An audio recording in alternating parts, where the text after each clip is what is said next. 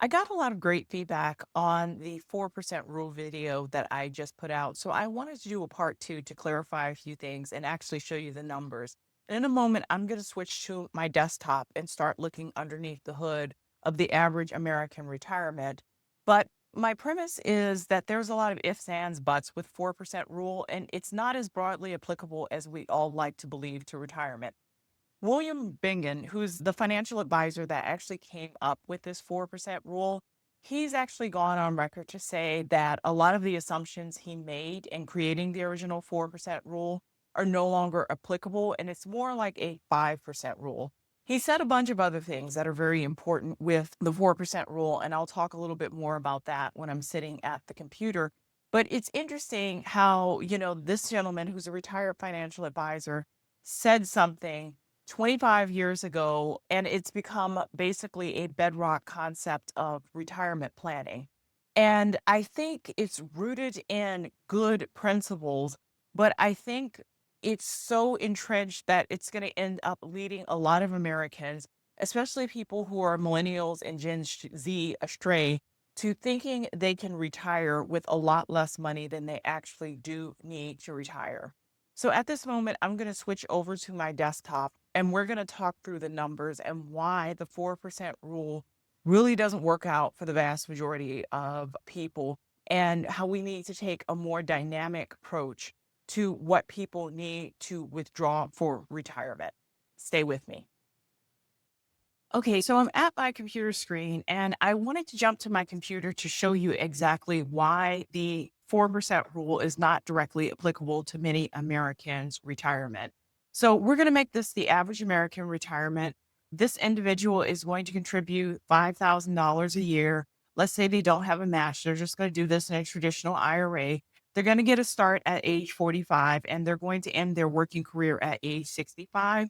I'm also going to give them the average Social Security check, which is, let's just put that in, about $1,975. And so this person also is not married.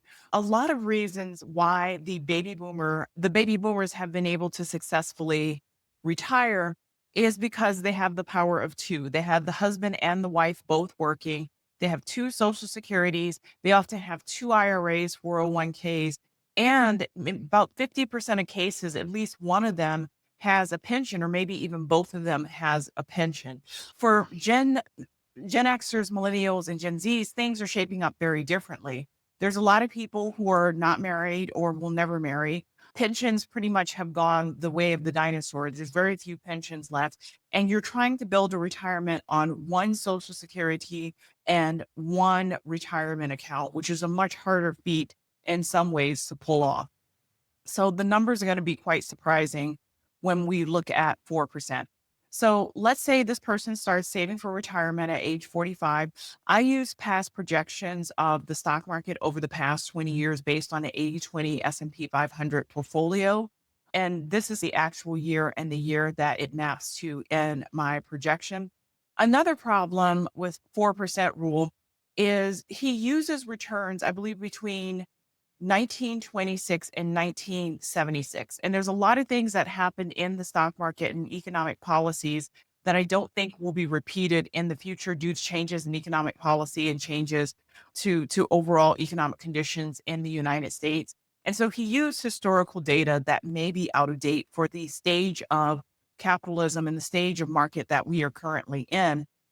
And he also assumed the portfolio is anywhere from 50 to 75% stocks to 25, 50% bonds. So I don't know exactly. That's a pretty big range that he used. It's very difficult to map that to an 80/20 portfolio or 60/40 portfolio, or because he used a pretty large range. So you also have to take that into consideration. Let's take a look at this person's retirement and see exactly what we've got going on here. Okay. So this person starts out at age 45. They hit a good year in the stock market with a 21% rate of return, which is equivalent to 2003 80/20 projection. They end the year with about $6,000.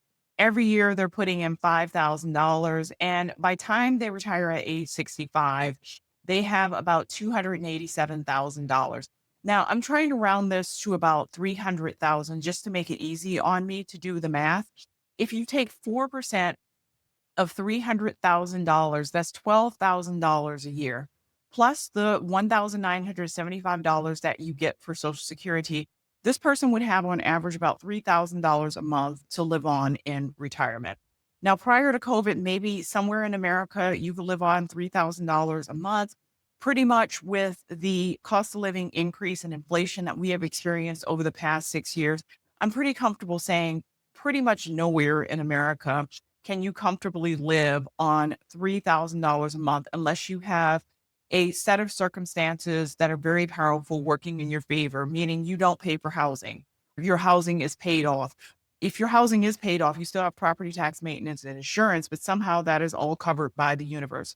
You have no debt. Your car is paid for. You have no medical expenses. You basically live in this suspended animation of financial perfection where you really don't have any needs. And that just isn't the reality for the vast majority of Americans, especially here in the Bay Area, where it's very rare to meet people, even at age 65, who have paid off their homes. People are more than likely still paying on their home. So the problem we have here, this person has $287,000. And we also have to remember we're projecting $287,000 forward 20 years. So the purchasing power of the dollar halves about every 20, 25 years. So this money of 4%, what we would be taking out roughly $12,000 a year, would have the purchasing power today of about $6,000. That's about $500 a month. That's just not enough.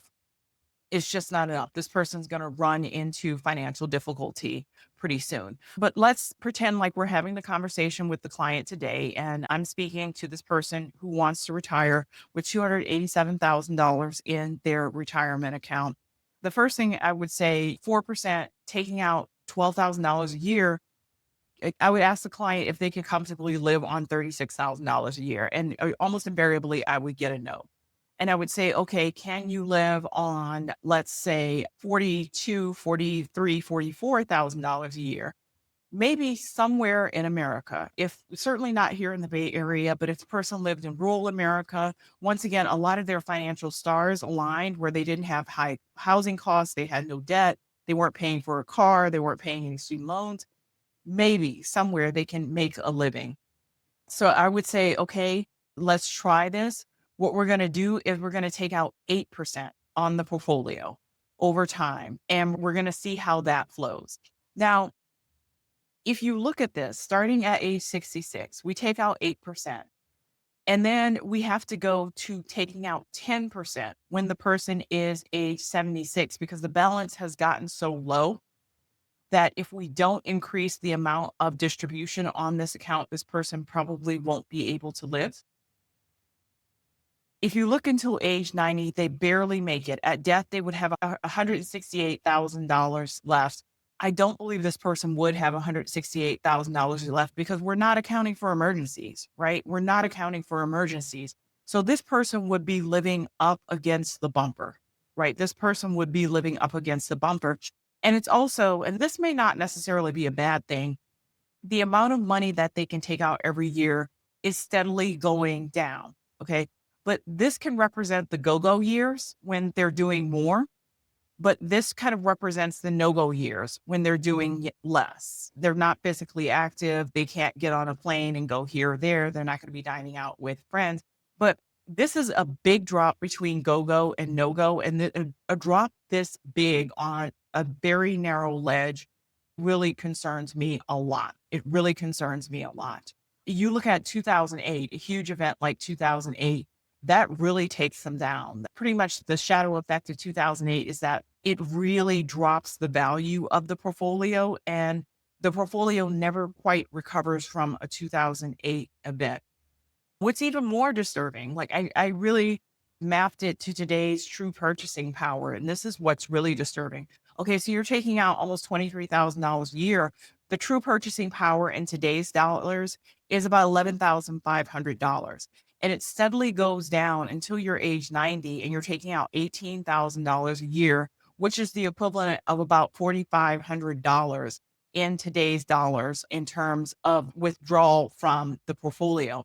And this is, once again, this is not even the 4% rule. I've been very generous. I've given this person double. I've given them 8%, and it's still, they're living up against the box. They're one disaster, one emergency, one medical issue away from being completely obliterated. It really is not a sufficient amount to be able to retire if you are single, if you do not have a pension, and if you only have Social Security. I do have a handful of clients in a situation like this, and essentially what we have to do, there is a release that we have to get them to sign to say, hey, okay, we're starting with 287,000. I've talked to you about withdrawal rate and how that could impact your retirement. You realize that we're taking out a whole heck of a lot of money in comparison to the retirement portfolio balance each and every year. And this is going to deplete the retirement balance very quickly. Okay. And at some point in the future, you are likely going to run out of money. And it's not the financial advisor's fault. It's not that I'm not doing my job. It's just there isn't enough money to be able to cover the expenses that you have. And there's no way that I can grow the money to what you need with the amount of withdrawals that you need to take on this account. And I do have to get clients to sign a disclosure. It does occasionally happen. And essentially, my goal is this. Okay, the person is age 65. Of course, I've asked them questions about their longevity, their health, their family, et cetera, to ascertain how long this person could live. We really don't know how long this person is going to live.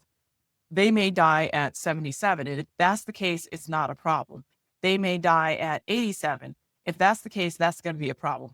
I don't know when this person is going to depart this earth.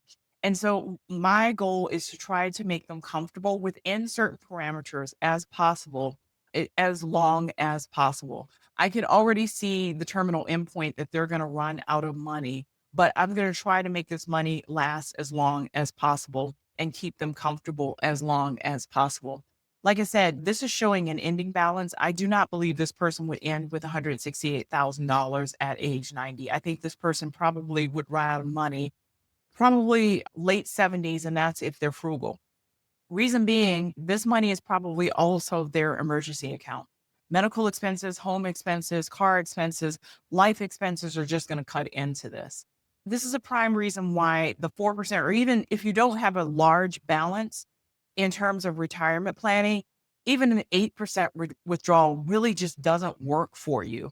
And the reason why people today can retire with $274,000 in a retirement account is because oftentimes they're married.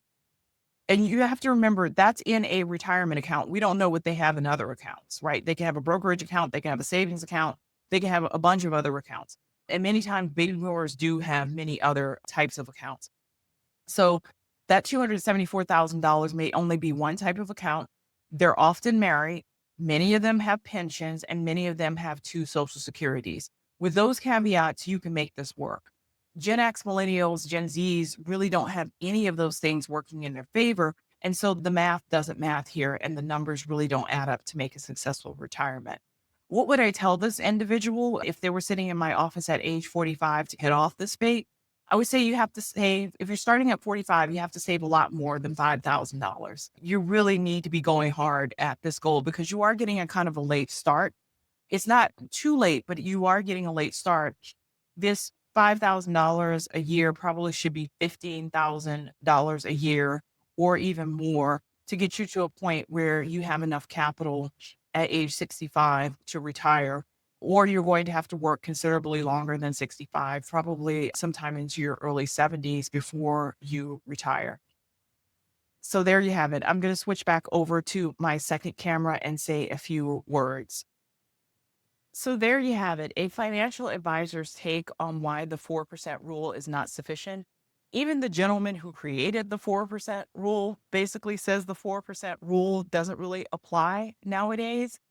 If you are a DIY do-it-yourself retirement planner, I think you really need to check in with a financial advisor, a certified financial planner occasionally to make sure that you are on path.